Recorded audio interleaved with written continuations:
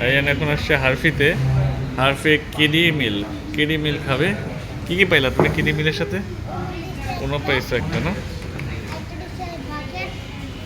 হ্যাঁ। আচ্ছা।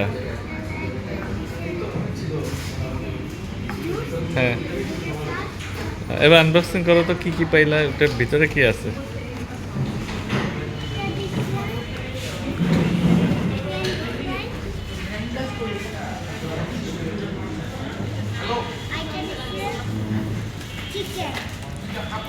চিকেন।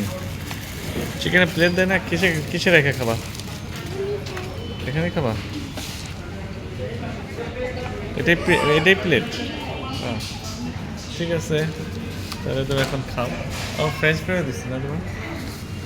মজাই তো। ওকে, গুড, থ্যাংক ইউ।